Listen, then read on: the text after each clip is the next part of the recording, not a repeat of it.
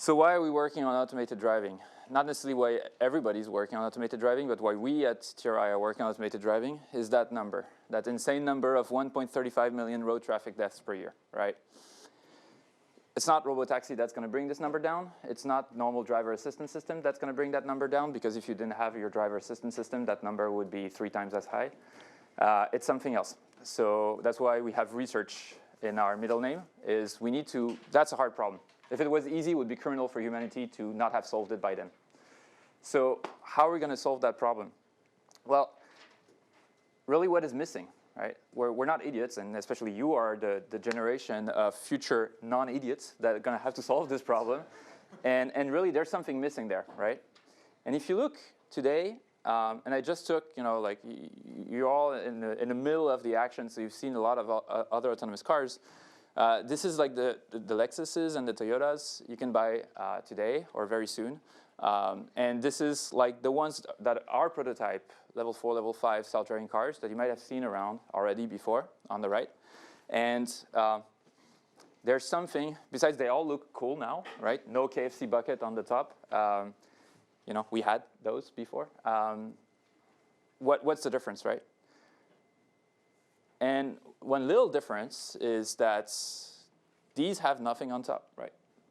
What's in there is all LiDARs, very expensive, very fancy LiDARs, right? And so most of the people that are serious about level 4, level 5, and doing it right in a safe way to decrease deaths, they use LiDARs, right? We had for a little bit a Black Panther on our cars, didn't work out too well, so we have to do something else. So can we get robust 3D perception from vision, right? So all these cars that you know, right, today's cars, they use vision, they use radar, they use GPS. They don't use LiDAR, not at least the LiDARs that you would see in the self-driving prototypes today, right? So the key question, the key thing that's missing really to make this connection between the most advanced level 4 prototypes you see today and today's cars is, I believe this question is one big part of what we're doing at TRI. Can we get robust 3D perception from vision? So I'll cover a little bit why self-supervised pseudo-Lidar is the main research direction we're focusing on to actually address that question. A couple of recent papers that we've made on that topic, and then I'll wrap up with a conclusion. So who has heard about pseudo-Lidar? A little show of hands, or pseudo-Lidar, or very few people. Monocular depth estimation? All right. Okay. So it's the same thing. It's just one is trendy because Elon Musk, et cetera, et cetera. So pseudo-Lidar and monocular depth estimation is basically the same thing. I mean, it's the same thing because it's just like once you have a per pixel depth and you know your camera intrinsics, guess what? You have a point cloud, right? So what we want to do in this problem is take a single RGB image, right, and feed it through a monodepth deep network, a convolutional network, and produce per pixel depth, right? It's like turning the camera into a range sensor. Why TRI and Toyota, we believe we can solve that problem and tackle that problem? Well, it's one thing, it's because of the data, right? So Toyota is #1 car manufacturer in the world. We have 100 million cars on the road today. We sell 10 million new cars every year. And if you look at like very, like simple statistics, we have basically the largest dash cam in the world, right? You can see it this way. And this is like tens of petabytes of data per day, which is like an order of magnitude of YouTube. This is not the reality today, right? It's just like we're not getting tens of petabytes today, right? Your data is safe where it is in your Toyotas. But we're working on algorithms, and there are big plans that are being set in motion to use as much data as we need eventually to solve that problem, right? So this is the challenge, right? What do you do with that? By the way, this little bubble here is YouTube. So the challenges that we have to deal is like dwarfing YouTube scale. So in terms of scale and the magnitude of the challenges we have to face, this is a big challenge, but it's also a big opportunity, right? And there are many, many, many papers. There's like big data, deep learning, all the hype, etc. Right? So there's always like a little kernel of truth in the hype, and there's plenty of research evidence. By the way, including 2011, so like 1 year before the whole ImageNet revolution with random forest, right? Machine learning has a long history of being better with data, right? So this is not just a hype. And so one thing that's been clear now with the experimental evidence we've been acquiring in the recent years is that if you compare performance with amount of data, you improve with data. Older algorithms, including those from my PhD, they plateau fairly quickly, right? And the reason is because you have a modular system, you handcraft features, those features are not learned, etc. Deep learning learns everything, so it scales better. But there's a little caveat to this, which is it scales with labeled data, right? That's where the hype stops, right? Where all these people that you hear, because they have so much raw data, they're going to win the race to whatever race they want to win. Definitely not the race to 0 fatalities. It's with labeled data, right? And labeled data right now, it means you look at it. You have people to look at it, right? And one of the challenges is that even if Toyota was enslaving all of humanity to click on pixels for us, we can't label it. Like, it's just not possible, right? So we have to invent some new ideas, right? And do research on that problem. And that's where we're working on self-supervised learning. So it's not just a dream of unsupervised learning, you know, the Yann LeCun initial dream, right? Which now he rebranded as self-supervised learning, which was we learn just from raw data. You know, I have a 5-year-old daughter. I don't let her watch YouTube every day, and then I hope she gets into Stanford. It's you know, there's structure in the data, right? It's why it's just not unlabeled raw data like cat videos, right? And so how do we leverage that structure is key. So really the question is, we have a lot of data, but we don't have supervision. What do we do, right? So run away. So at Toyota scale, again, like, you know, like there's the no free lunch theorems and everything. So you can't like be very generic. So I'm going to be specific in my statements. So self-supervised learning for computer vision, we want exploiting large volumes of unlabeled but structured camera data, okay? So unlabeled is bad, structured is good. Training, we want to only require unlabeled driving video data because that's by a vast majority the amount of bits we have. And then why Pseudo-Lidar in particular, right? Again, we're focusing. And LiDAR is in very few cars. So you have some cars that have LiDAR that you can commercially buy or very soon. But it's typically like range sensors like you have probably all in your robots, you know, like your one LiDAR, except here we have 4. It's really just like not good for driving. It's just collision avoidance.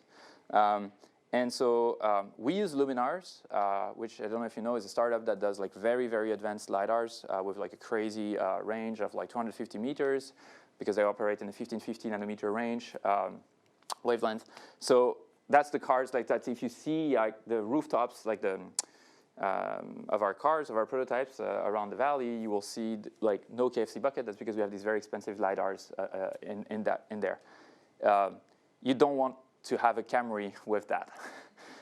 The price is not something I think even VCs would be okay with.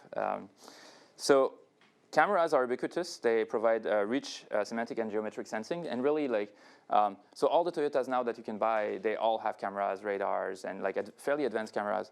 And you know, with AEB, with all these advanced safety features. So it's really like in tens of millions of cars now. What about stereo? We'll leave that for the pizza discussion. So supervised learning, I assume you all know about supervised learning, but it's very simple, is you get the data, feed into a model, make predictions, pay a loss by comparing to labels given to you by an oracle, typically a human. Raw data, easy to acquire. Target data, expensive, difficult to acquire. So supervised learning is just looking at saying, I don't like easy, expensive, hard, expensive things, just remove them. So here, the magic trick, right, is like, you know, you have to incorporate prior knowledge, right? That's the thing you have to pay off instead of labels. So at ICRA this year, we made a paper called SuperDepth, which was our first contribution really on this direction of monocular depth networks or Pseudo-Lidar.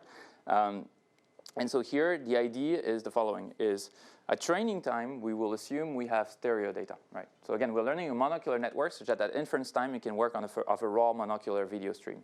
But at training time, let's assume, for the moment, that we have a stereo camera. So we have a left and right image, frontal parallel, we know the baseline. We feed the left image into the monocular depth network, we get a depth map, right? So depth or inverse depth per pixel. Then geometry tells you, actually, if you know the baseline and you know the depth, you can actually know the mapping of pixels from one frame to the other. So what you can do is you can warp, right? So this is this view synthesis. You can warp one frame onto the other, and then you can see whether after warping the pixels have the same color, right? If you warp correctly, these pixels should align, their colors should be the same. And so that's called the photometric loss, and that's basically at the heart of all the self-supervised geometric methods you would see there. And so the loss, again, so it's like for those of you that are already familiar with deep learning, you minimize the loss over pixels, and here you minimize the loss between the image and the target image and the warped target image. And the loss is decomposed in multiple terms. And the beauty of these is that really, this is the supervision, right? This IT hat, right? This is not a human-provided label. This is a geometry-provided label, right? And so this loss, this photometric loss that I mentioned before, it basically, you can pay it off the raw data directly. Then, of course, we add some additional terms to make it better because there are some photometric ambiguities, like a white wall. All the pixels on the white wall look white. So they're invalid. There's plenty of invalid matching that yield the same zero loss. So we have to add additional regularization terms. And so that basically was like kind of like kickstarted this kind of idea of you can do depth, learn to predict depth from a single image by not requiring any supervision. And that started basically circa 2016 of Adrien Gaidon and all those folks. One of the things we found was when you do driving, you want to see far ahead, right? Because when you go fast, you want to anticipate in advance, so you need to see far ahead. So seeing far ahead with cameras means operating at a high resolution. So you have as many pixels as possible on objects far ahead. So when we tried these ideas initially to see if they would actually work beyond the research paper, we tried them directly on our high-resolution cameras. And what we found is that results were actually significantly better than the research reported. So I don't know how often it happens to you when you try to reproduce a paper and you got better results.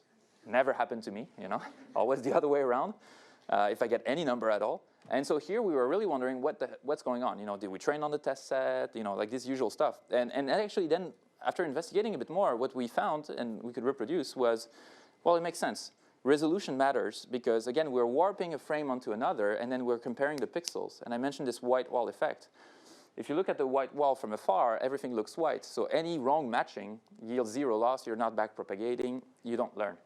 But if you look really close, you would see there are some smudges, there are some details that will actually yield a little bit of a loss, right? That would resolve some photometric ambiguities. So operating at a higher resolution means you're not aliasing out. You're not blurring the tiny details that help recover. And so roads, they might look very uniform on the downsample resolution, but at a higher resolution, you would see these irregularities that enable you to learn a proper matching. And so we said, okay, naturally, well, can we go beyond, and actually do super resolution this time? And so that's what we did. We took a standard network like the DispNet architecture, which is a UNet architecture with you have convolutional layers, deconvolutional layers, skip connections. And we added subpixel convolution blocks, which are typical operations that are there to try to hallucinate details when you learn super resolution networks, right? Again, these details are lost, right? It's like you compressed the signal, you lost those. So what you're trying to do is you're trying to learn weights that from data captured patterns that says, oh, I've seen these kind of things. It typically actually corresponds to a high resolution signal like this.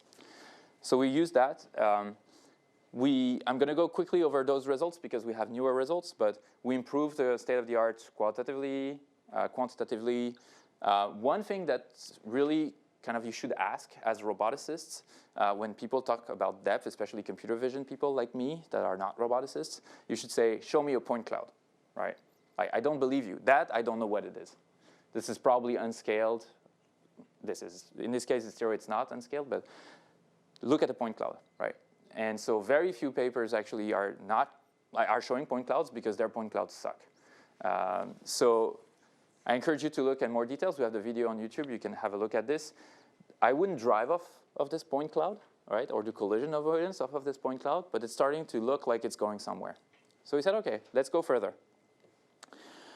Actually, no, let's take a step back. What if we don't have stereo at training time? What if we have just videos?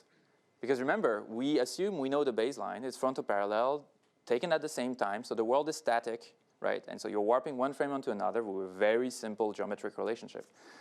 Now, videos, right? Structure for motion, SLAM, etc. You take a frame, you move, the world changes, you take another frame. that's the signal we have. What geometric prior do we use in our loss for self-supervision? TSS is the Toyota Safety Sense, right? That's today's cars, right? That's the data we get today, and that's the data we have to train at scale from. So that's what we did recently. We extended this work, SuperDef, into a new work. It's called PackNet SFM. It's available in archive, currently under review. And so here the idea was the following. Is remember we had the stereo, so left image, right image. Now we have instead a pair of frames, which is t-1 t. But we can pretend it's a generalized stereo pair. Let's pretend. And let's do the same approach, right? So one of the difficulties there is you don't know the 6 degrees transformation, 6 degrees of freedom transformation from the camera, right? It can move in 3D space. So how do you warp? And then what do you do about the dynamic objects, right? So here's the architecture that we have. By the way, this is called structure from motion in computer vision, this problem. And here you have, let's say, a target image. So typically, when you train on the image at t, and then you have like context images like t-1 and t+1. And so here we feed the target image through PackNet, our new neural network architecture that we propose specifically for that task, generate a depth image. And then we also have to have a pose network, which is a deep network that takes a series of frames and tries to estimate the transformation, the ego motion of the camera, basically, between frames. Regresses a rotation and a translation, right? And then you can do the view synthesis, right? You know the depth, you know the images, you know the transformation, you can warp. You can apply the same principle of view synthesis, assuming the world is static, which means assuming that the dynamic objects are noise, create noise in your warp. So invalidate your warp, but in a minority of pixels. That's the underlying hypothesis that the system is doing when it's learning, okay? In addition to that, we added, most robots and cars definitely know at what speed they're going. They don't know precisely how the camera is moving in 3D space, but they know, they have an odometer. They know, like a wheel encoder or whatever, they know at which speed they're going, right? So if you know that, you can actually add some constraints to your translation vector, the magnitude of your translation vector. And one thing that's really interesting is that all that, it's like in the structure from motion problem, you have a scale ambiguity. Meaning that we could all be like tiny midgets, and that room would be tiny room, and it would yield the same laws, the same everything. So there's scale ambiguity. You typically have to resolve it with some measure of scale at test time, right? So when you deploy your model, you need to do something that tells you how you should scale your depth, your everything to metric space. Here, with this approach, if you train with the velocity supervision and you can train the translation magnitude to be in line with your velocity, this is scaled. So this is forcing the output of the network to be scaled also, and so our whole approach is scaled and metrically accurate. So at test time, you don't need to know a notion of scale. The network has internalized a notion of scale. So here is an example video. I won't play it in its entirety, but you can find it again online. I'll directly skip to the cool part, which is the point clouds, if it works. So you have the range image, right? So the visualization that all the people in computer vision know and love. And then let me go to the, all right. There we go. So that's the point cloud. So here, what you're seeing at the top, so this is the image. It gets fed to our network. Our network outputs a scaled depth, right? And also it outputs the pose, right? The delta of the pose of the camera. So we can actually do dense reconstruction. So what you're seeing is the point cloud colored by the pixels, right? That you get from our network. This is the height map. So I encourage you all, again, to look at this online. The video is on YouTube because, like, crappy codecs. So look at it in details, and what you'll see is you can even see difference in the height for the curb. So operating at a very high resolution, our network also is able to have like a very fine-grained notion of depth and of 3D scene geometry, dense 3D scene geometry. One of the other cool things you could see in this video is that garbage cans. You know, one of the cool things about unsupervised learning and self-supervised learning is if you didn't think that you should model garbage cans in your object detector, etc., and suddenly there's a garbage can on the road, and you're like, oops, I don't know what it is. With unsupervised learning, if you've seen garbage cans enough, right, you actually can, just like a LiDAR, detect it, right? And so here, what you would see in these videos, you would see that very often we have actually a very correct depth on weird categories that actually our object detection team has never thought of actually modeling, which is the entire point of unsupervised learning, is going beyond what an engineer or a machine learning engineer, would think, I need to model that in the world.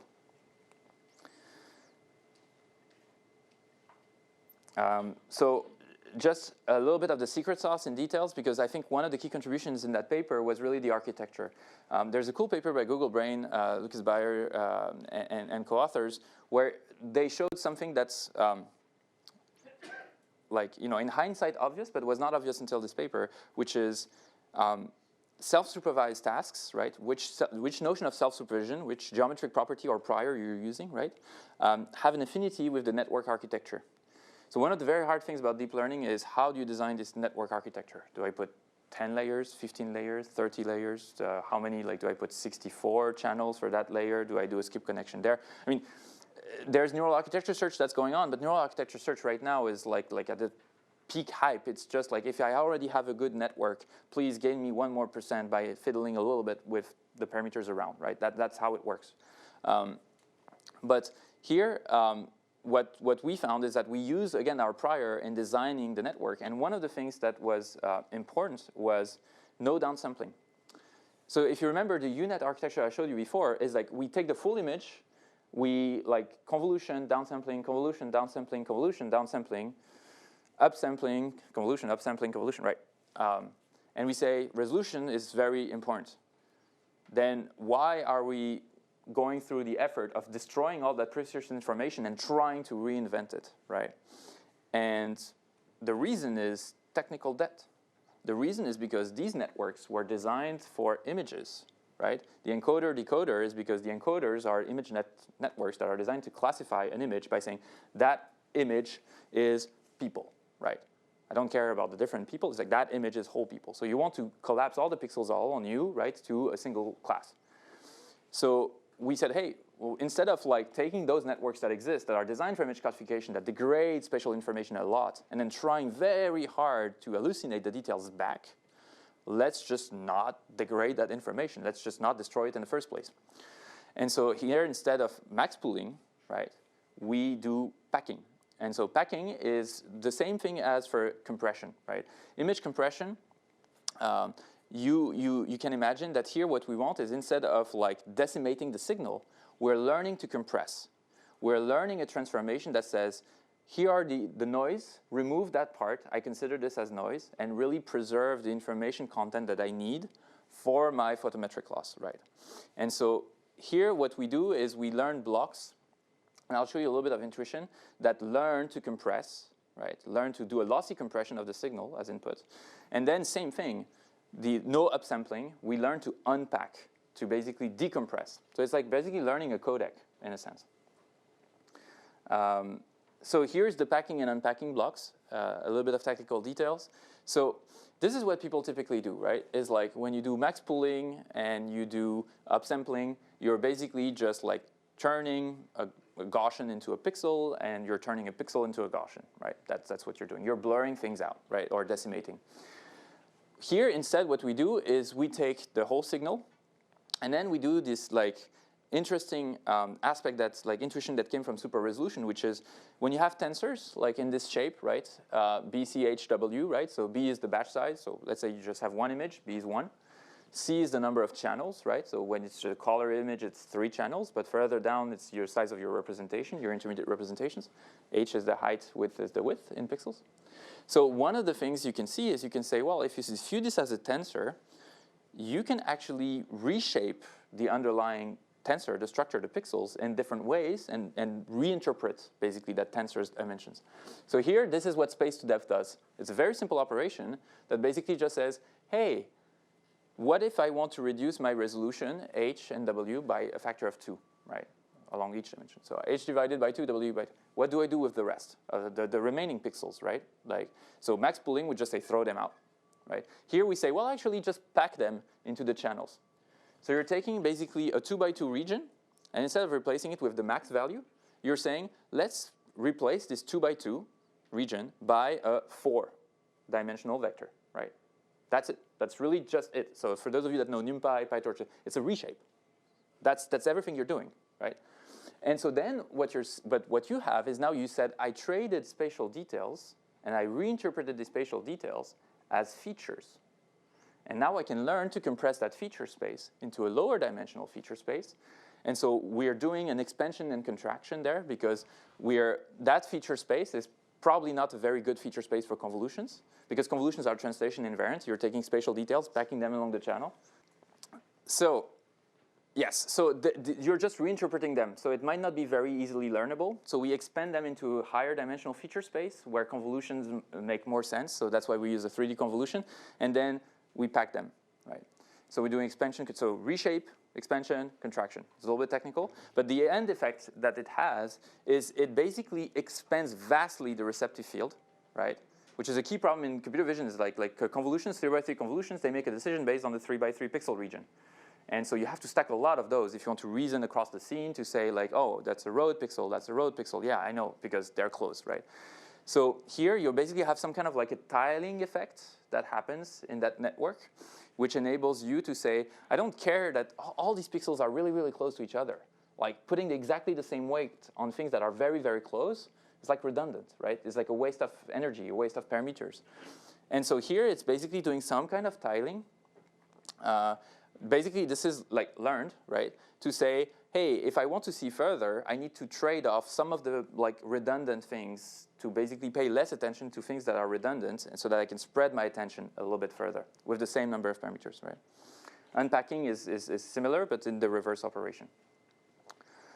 The velocity scaling that I mentioned before, this is just to show you some results that I think is pretty cool. You have a phase transition. I love phase transition, so like compressed sensing, you know, like. So Stanford has like, you know, done one of the papers that I like the most about, you know, math, closest math to magic, which is about compressed sensing. And so I look for phase transition in things. And here, one thing that was super cool is this velocity supervision, right? That says we constrain the magnitude of our ego motion estimator. You see that basically, like, it takes a while to learn the scale, intrinsic scale, and then very quickly it catches up onto the intrinsic scale. So this is just like to show you some evidence that you don't need to know scale of the scene at test time. You can learn it through the network, and it basically just latches onto that global optimum during training. Okay, we beat the state of the art. I mean, I'm not going to go through all these numbers. It's just like a big wall of numbers to scare you, to show you that it takes a lot of effort to show that it works. But you have to do this when you're a scientist. You can't just claim we're the best, look at our stuff, awesome, ship it. You need to actually do these experiments that take a lot of time and effort. One of the things that's super cool, though, is the numbers that I highlighted. It's not just that we got the best results in terms of self-supervised learning by improving a lot. So this is like AbstRel, so there's many metrics, but this basically tell you what is the absolute relative error you make with respect to LiDAR, right? In terms of like distance.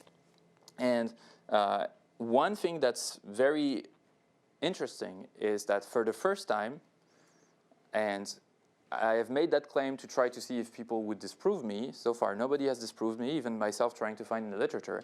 But this is the first time that I'm aware of where self-supervised learning actually works better than supervised learning. These methods are supervised methods where what they do is instead of paying this photometric loss, you know, using geometry as a source of supervision, what they do is they say, well, let's just learn from sequences where I have recorded image and LiDAR at the same time. I know the extrinsic calibration, so I can project a point cloud onto the image. I have not too much parallax. And therefore, I can formulate this as a regression problem.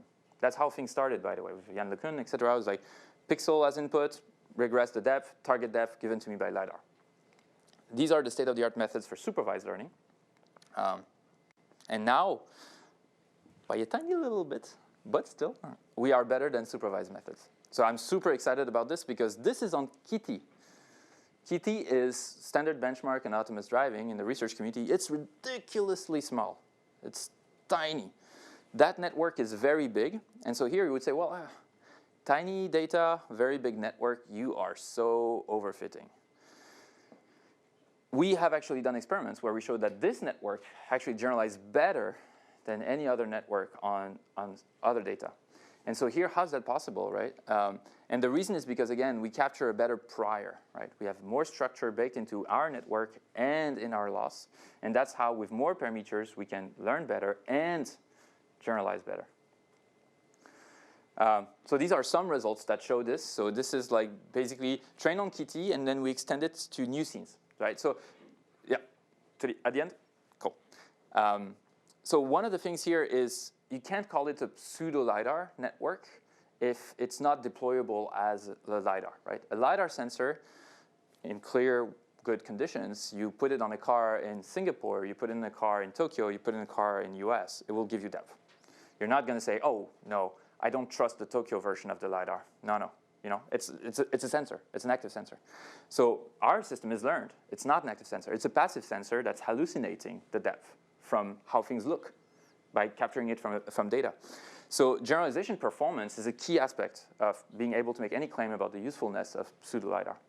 And so here what we show is that if you take existing architectures, which are generic architectures, ResNets, that are designed for image classification, that were like state-of-the-art and that we improved upon, but they are really good, they generalize way worse to a new environment. So new scenes is a new data set that's made by the new autonomy guys, which is, I think, Boston and Singapore. So it had nothing to do with Karlsruhe, Germany, which is Kitty, right? And so really that was very encouraging, and again reinforces that if you have a good prior, if you have a good structure in your model, in your learning, you will generalize better. And we have more parameters. So we have more parameters than these networks, and yet we generalize better, although we're trained on small data. And we improve with data. The other thing is self-supervised learning. The whole point of self-supervised learning is not to train on Kitty, is that what if I have this, again, 10 petabytes of data? Can I train on that? And is it better than if I have 1 petabyte of data? Is it better than if I have 100 gigabytes of data? And so you want networks that scale with data, because they can scale with the labeling, but maybe they don't scale in performance. So we show that we do scale with data, which, again, asks for point clouds, asks for how self-supervised methods scale with data. Very few papers show that. And yet, that's the whole motivation. Qualitative results, you can look at the paper. We're better on fine structures. Again, this is our network, better than the best self-supervised, better than the best semi-supervised or fully supervised, right? LiDAR, you don't have LiDAR points in the cloud, so that in the sky, so you have some issues with that, right? So that's also one reason. This is like last year's CVPR, 2 years CVPR. So just for your information, like that versus that. The pace of the field is crazy. And you would think it's data, compute, etc. No, no, no, it's Kitty. This is all the same. So it's all about the architecture. It's all about the architecture, it's all about the loss. So it's about the algorithm. One thing that's super cool is you can look at crazy things like, again, like cones. You know, you have, like when you do autonomous driving and you work in the Bay Area and there's construction all the freaking time, you have to model cones. Like, I hate cones. Like, it's, you know, especially with you have like fancy LiDAR sensors that work at like 250 meter range that can pulse really, really nicely. And then you have these retroreflective surfaces on cone right next to you that creates a explosion. So here, we learn from raw data. You see cones, you know there are static objects, you move around them, you capture the 3D structure, you can relate how a cone looks like to how a cone is in 3D space. Other cool things is signs, sharp boundaries, poles, right? So things that are very thin structures, if you do it at a reduced resolution, if you do it like Sci-Fi 10, 32 by 32 resolution, you can't learn these things. So operating at a very high resolution, preserving fine details, enable you to capture things, thin structures like poles. You don't want to collide with a pole. It's thin, sure, but you don't want to collide with a pole. Even thinner, fences. This is my favorite. When I saw this, I said, I don't care, this goes into the paper. This figure, it goes into the paper. You can see, and you can look at the paper, it's in the paper, fences. We can detect like that there's a fence, and we can detect the thin like parts, structures of the fence, and project the right depth behind the fence. So that is really like an example of what you can gain from like high resolution. Okay, so we can learn from all the data. It gets better with the data, just from video. That's cool. Does it get better? I highlighted that, yes, it gets better, and it depends. So there's still research to be done. So we had a paper at an ICML workshop on self-supervised learning where we're showing that we said, OK, now let's QT, that's great. Let's try to use 1 million of frames from our logs, right? Just 1 million, like the image net size, roughly, and see if that improves the results. The answer is yes. However, one thing that's interesting is, I'll just summarize this for you, is obvious, is that Cityscapes, which is another data set, which is also in Germany, right? So very close to QT, and is manually curated. It's 80,000 images. It's better than 1 million images from random Toyota images from the US. And so it's not just about quantity of data, it's also about quality of data, relevance. And that here is, we don't know how to measure distributions in that space, in the huge space of pixels. And so it's still a very open question of what data, like it's not just a quantity, is what data, what diversity, what quality, what relevance to select. And active learning doesn't work here because you are in an unsupervised setting. So it improves for pose estimation too. Again, as I said, in the structure for motion setup, you need both the depth and the ego motion network, and they are trained together. And so, and then, you know, so far I showed like, and the pose network is thrown out. Well, you know, visual odometry is somewhat important in robotics. And so here we actually went further and say, okay, if we're just focusing on visual odometry this time, how good is it? And so we are presenting at Coral an oral paper in Osaka in a few weeks now, which is called Two-Stream Networks for Self-Supervised Ego Motion Estimation, where we try to bring, focus this time the network architecture design for the pose network. So this thing here, right? I'll go quickly over this, but we train them together. Localization odometry, I don't think to that audience I need to justify that it's important. And especially how to improve odometry with visual odometry with data. So that's the network architecture. Again, I told you before, the main source of improvement before was designing a network and a loss that factors in structural assumption you know that hold to be true because geometry, right? And so here we have a two-stream network, which is typically used in action recognition, where you have an appearance stream and a motion stream. So for instance, you would use RGB and optical flow and combine them together. Here, we're basically just saying, well, actually, if you know the structure of the scene, and you can basically do a geometric registration, right? Like you can localize, you know, that's why LiDARs are so much more accurate for localization. So let's make a two-stream network that has a structure stream that takes the depth as input and the appearance stream, and then combine them to get a better estimate of the pose. So that works, that improves. Again, numbers, papers online, you can check it out, and we can talk at Coral if you're there. Now, started from the crazy kind of like researchy world and like literally going down into, you know, like getting the hands dirty and making this deployable, because again, the goal is to actually have an impact, a positive impact on the world with this. And so in the real world, it's still too far from being deployable, this technology. And so how do we accelerate its deployment? And so as I mentioned before, we do have LiDAR sometimes. You know, like either like a very fancy LiDAR when you have a research fleet, a prototype L4 fleet, or in certain cars in the future, you have these 4-beam LiDARs. So what if we do have some LiDAR points sometimes? Can we leverage that? And that's recent work, again, that we're presenting as an oral at Coral. Robust semi-supervised monocular depth estimation with reprojected distances. So I would love to be a self-supervised purist and just learn from raw data, but in the real world, if you care about actually making this, you know, getting to these 9 nines of reliability, semi-supervised is obviously the way to go. From a research standpoint, you know, we have a lot of data that's unlabeled, some data that is labeled. The hard part is what you do with the unlabeled data, so that's why we focus on self-supervised. But in the real world, we have, obviously, some amount of supervision. So how do we leverage both in an optimal way? I'll skip this because in the interest of time, and if we want to have time for questions at the end. But one thing that basically this says is supervision from, let's say, regressing LiDAR points, and self-supervision, which is a loss paid on pixel, on color values, right, the photometric loss. There are very different losses. So when you do multitask learning and you just say, oh, I have a loss that compares bananas and I have a loss that compares sheeps. Let's sum those losses. Well, it doesn't work so well in practice. So we have to somehow make these two losses compatible. And so here, what we're doing is there is this additional piece here. If I can grab the pointer. The supervised loss, right? So supervised networks, they just don't need all the rest, right? They just need get me the depth, and I have the ground truth depth, dt, just how close are you from that, right? So what we're doing is, what we found, we tried a lot of different things, because we started, obviously, we're naive, and we said, all right, cool, I get state-of-the-art supervised network, state-of-the-art self-supervised network,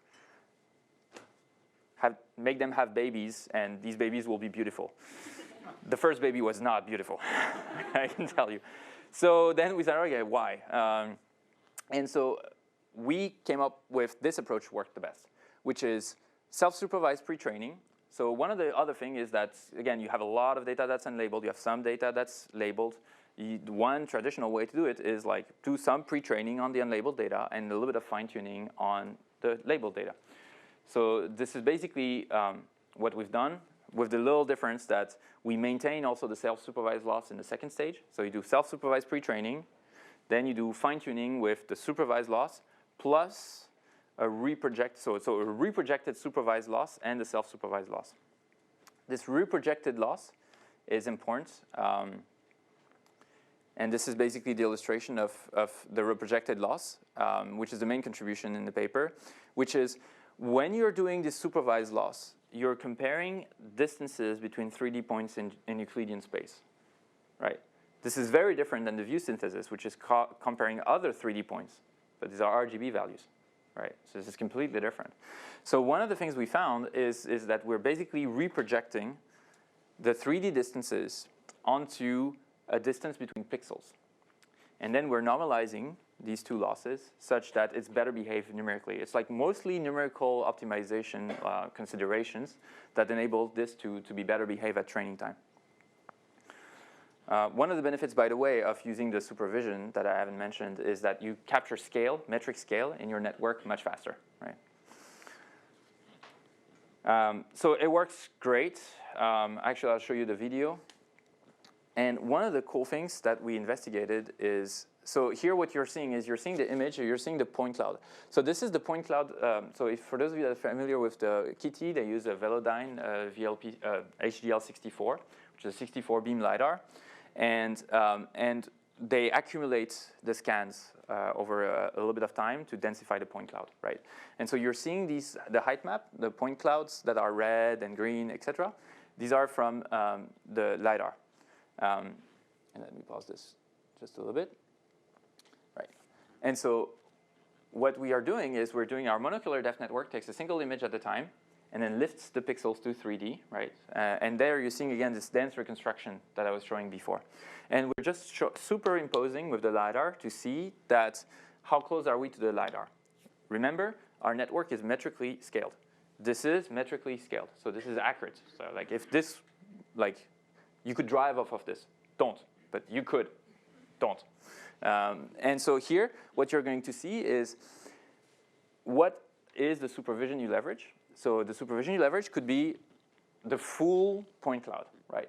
So if you're fully supervised, you have the full point cloud. You say every pixel that it matches, that can be raycasted close enough to a LiDAR point, I'm going to use that supervision.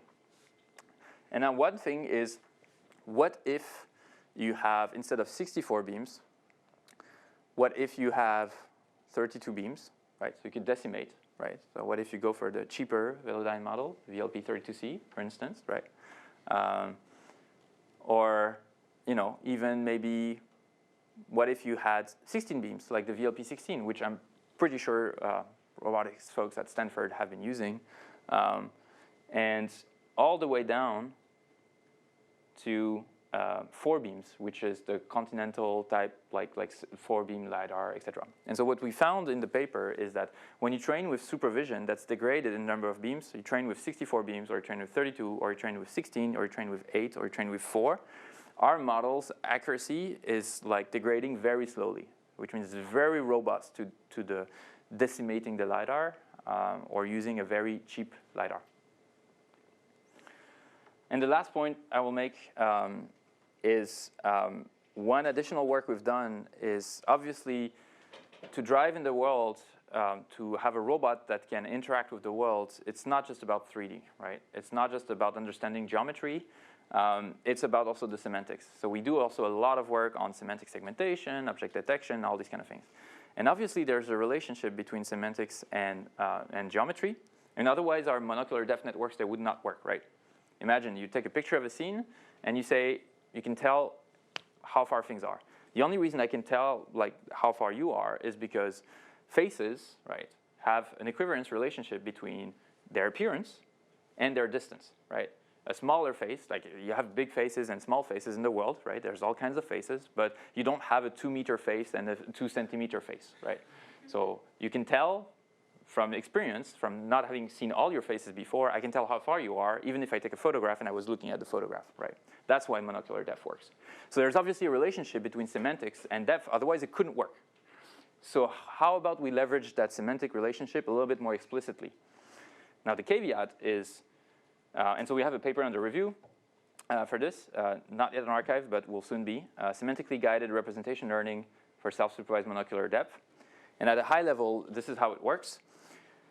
Semantics has to be supervised, right? Because the reason I see 2 eyes and these kind of things is because people call this a face, right? Like, I could call it a schmirg, you know, you all have schmirgs now. That doesn't matter. I mean, in my labeling system, it's like ID 77, it's whatever. So we don't want any labeling, right? We want to stay in a self-supervised setting. So let's assume you have a semantic segmentation network that's pre-trained on some other data set, right? It's there. So you have it, it's part of your system. But you don't have, on the big unlabeled data set, you don't have semantic supervision. So you fix that network. You learn your self-supervised depth network in the same way I described before, but with one additional thing, one additional structure you're going to input into your system. You're going to say, well, actually, for depth to be accurate, you have to have depth features that correlate with semantic features, right? Because again, like, the size of this chair and the size of your faces have nothing to do with each other. But if I see many chairs and many faces, and I know that there are chairs and faces, I can relate their distance with their appearance. So we use a very recent paper, actually, called Pixel Adaptive Convolutions, to basically use features that are extracted in the semantic segmentation network to guide the learning to say your geometry features, right, your representations that you're going to learn, they have to have some relationship, right, with semantic features. And we learn that relationship, right? And it's basically an additional guidance or regularizer. This works better, wall of numbers, boom, done. But one thing is like where, right? Where does it work better, right? So to give you the intuition, I highlighted a couple of examples. And basically you see without semantic guidance on the left, so in the middle column, with semantic guidance on the right. So here what you see, for instance, is here you have this tree, which is very hard to see, right? You see your like high dynamic range, big problem, right, in outdoors. And here you see you have this black tree, and you have this shadow, and you have this shaded building. And so here, really hard to, like from a just photometric perspective, right, to tell that that part of the pole is actually not part of the building. But it's a pole, it's not a building. And so here, having the semantic guidance enables you to recover the accurate depth on this. Another thing, same exact problem with the sign, the traffic sign. Same thing here. Here, no sign, no speed limit. Go for it. Here, there's this little thing over there. Here, very interesting case. Same thing, kind of like almost like an imaging problem, like a dynamic range problem. It's like, oh, here, there's no pedestrian that's just coming across you, you know, right here. No, you're fine. Here, well, just wait a second, right? And again, this is because there are semantic features that are like basically designed to be learned to be invariant to a lot of photometric aspects. Whereas the depth needs, like, I need these photometric aspects because that's how I tell the geometric relationships, right? The matching, right? Same thing for like rare categories and many other instances of very fine-grained structures. This improves over all classes, and once you do this, you can basically start to do 3D semantics and combine those. And so basically this is just showing the pre-trained network, the learned network for depth, the point cloud you get from, so the point cloud you get from this, and what if you just in-paint the point cloud with the semantics, right? And you start to be able to have cameras that start to look like a really good sensor for full 3D semantic understanding in the world. We have an additional last stage that I will mention, like infinite depth, and that's my last slide. Where basically one of the cool things geometry-wise, like from a mathematical perspective, like take-home exercise, think about it, is when you reproject, right, and you have a dynamic object that moves at exactly the same speed as you move, right? So my hand here, like always the same distance from my eyes, right? Now, there's two ways that you can reproject this accurately from a photometric standpoint. It's like the hand is moving at the same speed as I'm moving, or my hand is infinitely big at infinity, right? It never gets closer, right? Things that never get closer means that they must be at infinity. If they're infinity, they must be infinitely big because they just occupy that much space. From a projective geometry standpoint, this is a valid solution, right? This is an ambiguous solution to your photometric objective. So what we see is we see these cars that have, like, you know, violate relativity and just can warp into infinite space. And so that car that you see here or here, they're at infinite distance because they travel, you know, when you're in the road, when you follow a lead vehicle, you're typically not like, you know, unless you're a bad driver, but you're typically going at the same speed. So with, we propose in the paper also a two-stage training method, which is completely automatic, unlabeled, and we're basically suddenly seeing like, oh, that car that you thought was at infinity, it's actually just right in front of your nose, right? So to conclude, we've done a lot of work on self-supervised pseudo-Lidar or monocular depth at TRI. The real reason is we want robust 3D perception from vision. Robustness is a key word. When you hear people say perception is solved, you can ask them, sure, is robust perception solved, right? That's really, robustness is key. And when you have a robot that costs several $1 million, robustness is even more key. And when you have human lives and you deploy in 10 million, you get the picture.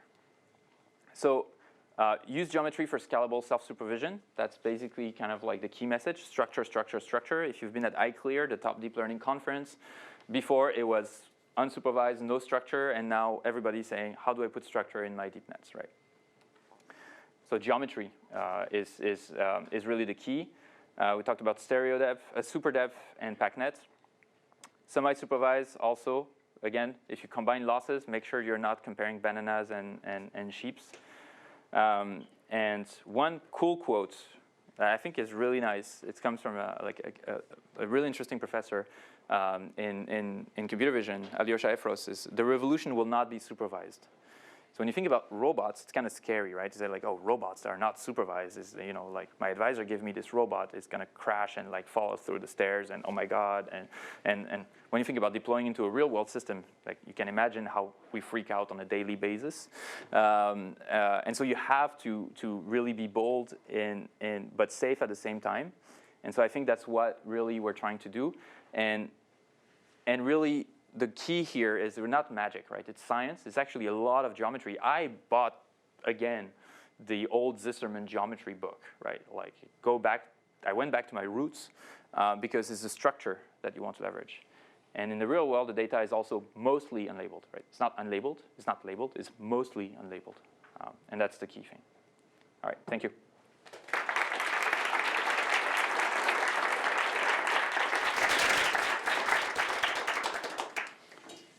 I'll take a few questions. All right, you had waited for a long time. Yes, so in that big table of values where you were showing that self-supervised is better than supervised. Yep. The one thing I was curious about was, so you had 3 values down there at the bottom, and yep. So you also showed us earlier in the presentation that resolution helps performance. Yep. And I see here that your resolution is about twice the Dorn one that you're comparing to, so that's one thing. And then the other thing that I was curious about is, what is the, I guess CS plus K means you're also using cityscapes to train on? Yep. Okay. Yep. So yeah. So yeah, that's very good points. Really good attention to details. So a couple of things. First, in the paper, we compare to with the MonoDev 2, which is a state-of-the-art self-supervised network, which is amazing work, like really, really cool. They improvements from their method, which actually you can see here, they do not improve with resolution. So their network works just as well with half the resolution. So that's another key thing. And so what we have in the paper we show is that if you increase the resolution, other methods saturate. They can't deal with the details. They're designed to work at lower resolution. So if they become really good, they become at what we call medium resolution, but high resolution doesn't bring them a benefit. We get as good on medium resolution, and then we improve with higher resolution. And then when you're supervised, your resolution is limited to your LiDAR, right? So you can't go beyond what your LiDAR provides in terms of resolution. So that's also an intrinsic limitation. So yes, it's an unfair advantage to be able to really leverage high resolution, and that's by design of this work, absolutely, yeah. And CS plus K, we do, there's all kinds of adaptive analysis that I brushed over you can look at in the paper. Any other question? Yes, I think you were first, then you, then you. One quick question in regards to the cameras, because I don't think you pass the prior of the intrinsics of the cameras anywhere, so you would have to retrain the whole network if I change camera. Wow, you guys are good. This is a good question. This is all good questions. Yes, absolutely. Okay. Yes, we are assuming we know the intrinsics. We are assuming that all our data is with the same camera. That's a very, very, very big assumption. There is really, that is an assumption that's necessary to get some good results at this stage. Now that we get good results, we're actually thinking about how to go beyond that. And one way is to learn a differentiable camera model where you actually have intrinsics that are differentiable, so you can learn to predict intrinsics. And there's some work that are, like I think Adrien Gaidon at Google was looking into being like, really agnostic to intrinsics. But in real world deployments at scale, you know the intrinsics. You have a pretty darn good calibration, but it's nonetheless an interesting, like, if you think Android versus iOS, you have really good calibration. Android is like, well, you're on your own, sir. So, so we had this and at the end, right? So there you go. So to kind of go back to your last point on why and robustness. Yep. So it seems like, from what I could tell, most of these images that you're training on are like in full sunlight, perfect weather conditions. Yep. How have you tested it against like, night, Yep.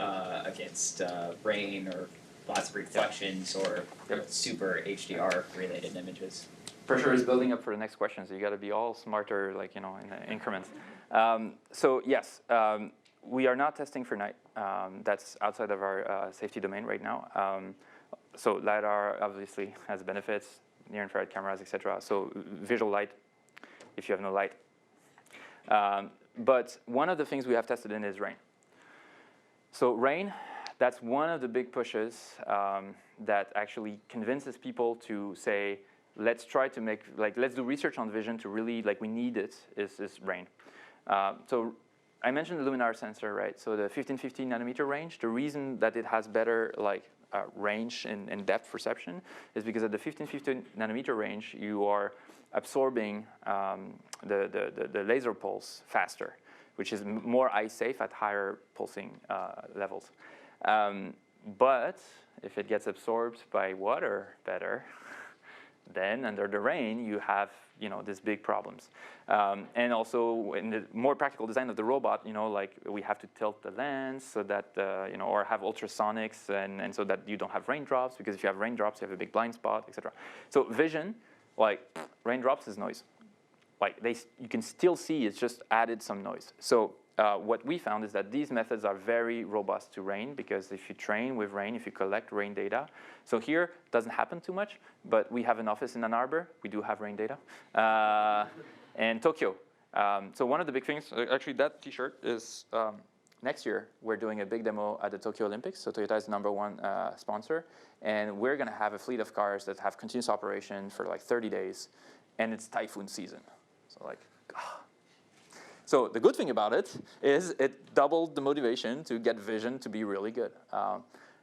fog, etc. So LiDAR also has very similar problems than this, but vision, because it can be as good as your data, fails later. So that's what we found. Yeah, I'm from Ann Arbor, and I can confirm that it rains. I think it's really fantastic the way you guys use so many different sources of information in the training stage and sort of explore different ways of adding them incrementally. It's really cool. So Toyota, you must have good wheel encoders, IMUs, so you should be able to, between close points in time, estimate really well what the relative change is imposed, right? Mm-hmm. And so I'm curious if you've considered like a multi-frame architecture where you're looking across multiple frames, but you're also feeding in the relative pose change. Yeah, that's again, continuing on the really good questions. Yes, absolutely, yes. So the real world is sensor fusion, right? The robotic, to get robustness, as a Byzantine general's problem, you need redundancy. There's no way around it. So you need multiple sensors, you need multiple systems, and you need to fuse them together. And now there's interesting new ways to fuse things, right? When you take sensor fusion, you think Kalman filter. So actually my boss is Wolfram Burgard, right? So Bible of robotics, probabilistic robotics. And so obviously there's all that literature, right? But that will merge with a new emerging literature, which is around deep learning. So residual networks, right? So what if you have a really good initialization for your pose and you just learn a residual from it? It's like almost like learning a noise model. Now you make the connection with Kalman filters, etc. And now people are saying, oh, actually I can backprop through the Kalman equations. Oh, actually I can backprop even through my particle filter. So there's really this kind of like, just like geometry and deep learning, kind of merging together, we're going to see the same probabilistic robotics and deep learning starting to merge together, and this new ways to do sensor fusion in a data-driven way. So I'm very excited for that space, but it's still there's a lot of research to be done. If you hear also people that says it's all an engineering problem, it's all an execution problem, then they're working for a different thing. They're working on something that is a robotaxi in an area that they can fully HD map, and I can always HD map. That's one problem. If you're looking for a robot to be autonomous in the open world, you need to think about those things really, and do research on those things. So yes, absolutely. Yes. You had mentioned, depending on the data set, it affects the quality in different locations. So would it be worth doing regional ones instead of having a generalized model? Yes. Or is Yep. Again, you passed the quality of question test. I got. Yes, this is a very good question. Universal representation versus mixture of experts. That's do you want a Tokyo model? Do you want, so for instance, one thing we did very recently I can tell you about is traffic lights. So traffic lights is an area where you can't fail, right?